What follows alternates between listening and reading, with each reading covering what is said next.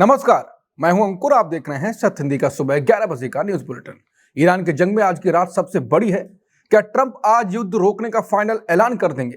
एक तरफ अमेरिका निकलने की सोच रहा तो दूसरी तरफ ईरान की 6 महीने लंबी जंग की तैयारी है। आखिर पर्दे के पीछे क्या गुप्त मैसेज चल रहे हैं? साथ ही देखिए कुवैत बहरीन पर ड्रोन हमला और भारत में महंगाई का बड़ा झटका। तो देश और दुनिया की बड़ी खबरों को जानने के लिए अंत तक देखिए ये बुलेटिन।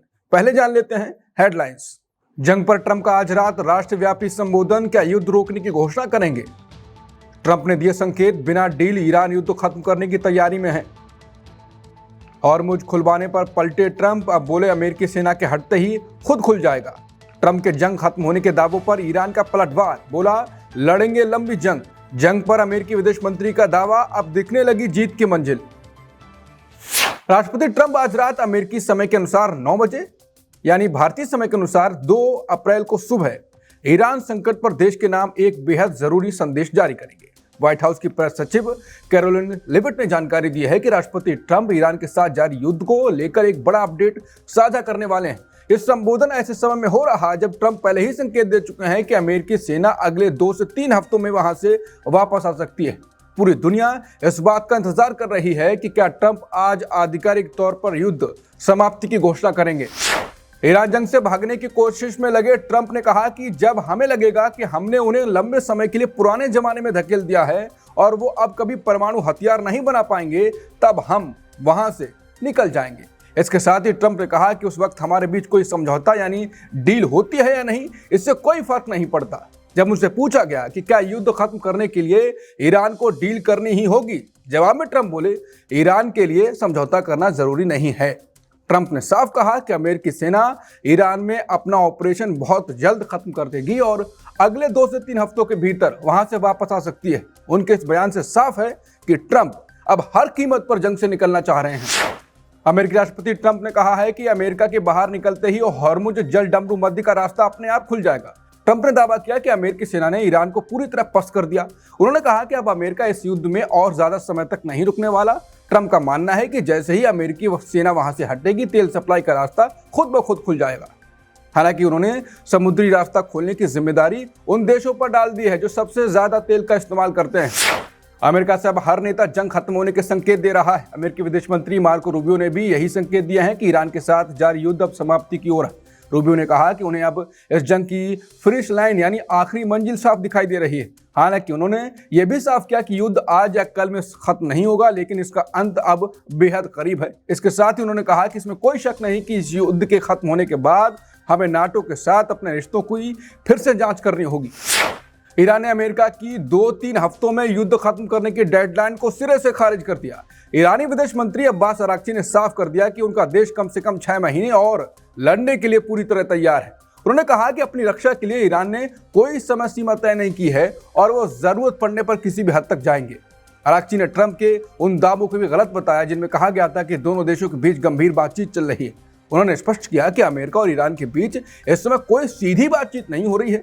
हालांकि उन्होंने यह जरूर माना कि बिचौलियों और दूतों के जरिए कुछ संदेश आए और गए हैं। खबरें और भी हैं जिन्हें आपको जानना चाहिए, बुलेटिन में आगे देखिए। ट्रंप सोच रहे जंग रुके, ईरान ने कुवैत बहरीन दहलाया। अमेरिकी सेना ने ईरान पर हमले का वीडियो जारी किया। ईरान के नए सुप्रीम लीडर कहां, रूस ने दी जानकारी। ईरान बोला नेताओं की हत्या हुई तो गूगल, एप्पल जैसी अमेरिकी कंपनियों पर हमला। कुवैत अंतर्राष्ट्रीय हवाई अड्डे और बहरीन में ईरानी ड्रोन हमलों के बाद आग लग गई है। बुधवार सुबह कुवैत के अंतर्राष्ट्रीय हवाई अड्डों पर स्थित तेल डिपो को ईरानी ड्रोनों ने अपना निशाना बनाया। इस हमले के बाद तेल के टैंकों में जोरदार धमाका हुआ और आसमान में धुएं का गुबार छा गया। कुवैत की सरकारी समाचार एजेंसी के मुताबिक हमले में तेल डिपो को भारी नुकसान पहुंचा, लेकिन खुशकिस्मती से कोई जान माल की हानि नहीं हुई। इस बीच बहरीन से भी हमले की खबर आई है, जहां एक कंपनी के दफ्तर में ईरानी ड्रोन गिरने से आग लग गई। ये हमले ऐसे समय में हुए जब ईरान और अमेरिका के बीच तनाव अपने चरम पर है और अमेरिका जंग से निकलने की सोच रहा है। अमेरिकी सेंट्रल कमांड ने एक वीडियो जारी किया है जिसमें ईरान के सैन्य ठिकानों पर बमबारी होते दिखाई दे रही है। सोशल मीडिया प्लेटफॉर्म एक्स पर पोस्ट किए गए इस वीडियो में अमेरिकी सेना ईरान के अंदर बने खुफिया और भूमिगत ठिकानों को निशाना बना रही है। वीडियो के कैप्शन में बताया गया है कि अमेरिकी सेना ने प्रिसीजन म्यूनिशंस यानी सटीक निशाना लगाने वाले बमों का इस्तेमाल किया है। सेंट्रल कमांड का कहना है ये हमले ईरान की सैन्य क्षमता की पूरी तरह से कमजोर करने के लिए किए गए। रूस ने साफ किया है कि ईरान के नए सुप्रीम लीडर मुस्तफा खामेनी इस वक्त ईरान में ही हैं। काफी समय से यह अफवाहें उड़ रही थी कि हमले के डर से खामेनी को मॉस्को भेज दिया गया है, लेकिन ईरान में रूस के राजदूत एलेक्सी डेडोव ने इन खबरों को पूरी तरह गलत बताया। उन्होंने कहा कि नए लीडर अपने देश में ही हैं, बस सुरक्षा कारणों से वो जनता के सामने नहीं आ रहे। ईरान की सेना ने चेतावनी दी है कि वो एप्पल, गूगल और मेटा जैसी अमेरिकी दिग्गज कंपनियों को निशाना बनाएंगे। मंगलवार को एक कड़ा बयान जारी करते हुए कहा कि अगर उनके नेताओं की हत्या नहीं रुकी तो इन कंपनियों के दफ्तर तबाह कर दिए जाएंगे। ईरान का आरोप है ये टेक कंपनियां उनके अधिकारियों की लोकेशन ट्रैक करने और हमलों की साजिश रचने में मदद कर रही हैं। ईरानी सेना ने कुल 18 कंपनियों की लिस्ट जारी की है, जिनमें टेस्ला, माइक्रोसॉफ्ट और एनवीडिया जैसे बड़े नाम शामिल हैं। उन्होंने इन कंपनियों के कर्मचारियों को तुरंत दफ्तर खाली करने और सुरक्षित जगहों पर जाने की सलाह दी। अभी बुलेटिन में खबरें और भी हैं, आगे देखिए। ईरान में कैंसर दवा फैक्ट्री अस्पताल पर अमेरिकी इजरायली हमला, दुनिया बदल रही। जयशंकर ने वैश्विक व्यवस्था पर बात की। ममता बनर्जी का चुनाव आयोग को पत्र, धांधली का आरोप। हवाई ईंधन और कमर्शियल गैस की कीमतों में लगी आग। ईरान की सरकारी मीडिया के मुताबिक मंगलवार को कैंसर की दवाएं बनाने वाली एक बड़ी फैक्ट्री पर हमला हुआ। यह फैक्ट्री देश में कैंसर और बेहोशी की दवाओं की सप्लाई करने वाला मुख्य केंद्र थी। इससे पहले सोमवार देर रात राजधानी तेहरान में एक नए बने मानसिक अस्पताल पर भी बम गिराए गए। जिस वक्त यह हमला हुआ, अस्पताल के अंदर करीब 30 मरीज मौजूद थे और इलाज करा रहे थे। इस हमले में अस्पताल की इमारत को भारी नुकसान पहुंचा और कई लोगों की जान खतरे में पड़ गई। इन हमलों को लेकर चिंता जताई जा रही है। उनका कहना है कि युद्ध के दौरान मेडिकल सुविधाओं को निशाना बनाना अंतर्राष्ट्रीय नियमों के खिलाफ है। विदेश मंत्री एस जयशंकर ने कहा है कि अब पूरी दुनिया की व्यवस्था में बड़ा बदलाव आ रहा है। एक कार्यक्रम के दौरान जयशंकर ने कहा कि आज दुनिया तेजी से बहुध्रुवीय यानी मल्टीपोलर बनती जा रही है। उनका मानना है कि अब दुनिया की बागडोर सिर्फ चंद ताकतों के हाथ में नहीं रहने वाली है। आज अलग अलग संस्कृतियों और समाजों के लोग अपनी बात मजबूती से रख रहे हैं। दुनिया के हर कोने में से नई आवाजें सुनाई दे रही हैं जो अंतर्राष्ट्रीय फैसलों में अपनी हिस्सेदारी मांग रही हैं। विदेश मंत्री ने इसे वैश्विक व्यवस्था का लोकतंत्रीकरण करार दिया। इसका सीधा मतलब है कि अब दुनिया के हर देश और हर समाज को बराबरी का दर्जा मिलेगा। उन्होंने जोर दिया कि बदलती हुई इस व्यवस्था में भारत जैसे देशों की भूमिका और भी अहम हो जाएगी। टीएमसी की मुखिया ममता बनर्जी ने चुनाव आयोग को पत्र लिखकर बंगाल के वोटरों के अधिकार छीनने का आरोप लगाया। ममता बनर्जी ने मुख्य चुनाव आयुक्त ज्ञानेश कुमार को 3 पन्नों की एक लंबी और कड़ी चिट्ठी भेजी। इस चिट्ठी में उन्होंने चुनाव आयोग की नई प्रक्रिया यानी एसआईआर पर गंभीर सवाल उठाए।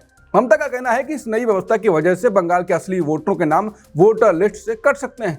उन्होंने आरोप लगाया कि चुनाव आयोग के इन कदमों से लोगों के लोकतांत्रिक और मौलिक अधिकारों को बड़ा नुकसान पहुंच रहा है। ममता बनर्जी ने साफ शब्दों में कहा कि चुनाव आयोग की कार्यप्रणाली लोकतांत्रिक मूल्य के खिलाफ जा रही है। उन्होंने चुनाव आयोग से अपनी इन नीतियों पर तुरंत विचार करने और सुधार करने की मांग की।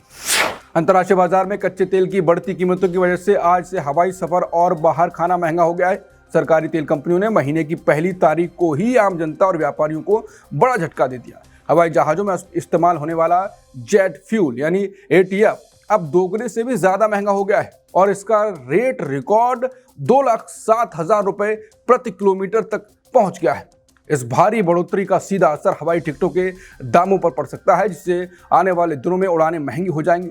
सिर्फ इतना ही नहीं, होटल और रेस्टोरेंट में भी इस्तेमाल होने वाले 19 किलो के कॉमर्शियल गैस सिलेंडर के दाम भी 195 रुपये 50 पैसे बढ़ गए हैं। हालांकि राहत की बात यह है कि घरों में इस्तेमाल होने वाले घरेलू एलपीजी सिलेंडर की कीमतों में फिलहाल कोई बदलाव नहीं किया गया है। सोशल मीडिया कंपनी एक्स ने डॉक्टर नीमो यादव समेत 12 अकाउंट्स को ब्लॉक करने के सरकारी आदेश का विरोध किया है। एक्स को अपने केंद्र सरकार से अपने उस फैसले पर दोबारा विचार करने को कहा है, जिसमें कई लोकप्रिय अकाउंट्स को बंद करने का निर्देश दिया गया था। कंपनी ने इलेक्ट्रॉनिक्स और सूचना प्रौद्योगिकी मंत्रालय को पत्र लिखकर कहा यह पाबंदी आईटी एक्ट के नियमों के खिलाफ है। अदालत में दाखिल अपने हलफनामे में एक्स ने दलील दी कि अगर किसी पोस्ट में दिक्कत है तो सिर्फ उसे हटाया जाना चाहिए, न कि पूरे अकाउंट को हमेशा के लिए बंद कर देना चाहिए। दरअसल डॉक्टर नीमो यादव जैसे पैरोडी अकाउंट को पीएम मोदी पर विवादित टिप्पणी और उनकी छवि खराब करने के आरोप में ब्लॉक किया गया था। कोर्ट में अब इस मामले पर बहस जारी है और एक्स ने सरकार से इन 12 अकाउंट्स पर लगे बैन को हटाने की गुजारिश की है। अब तक के बुलेटिन में इतना ही। बाकी खबरों के लिए बने रहिए सत्य हिंदी के साथ। नमस्कार।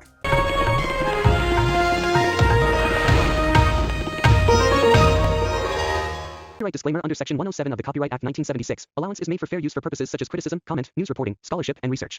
Fair use is a use permitted by copyright statute that might otherwise be infringing.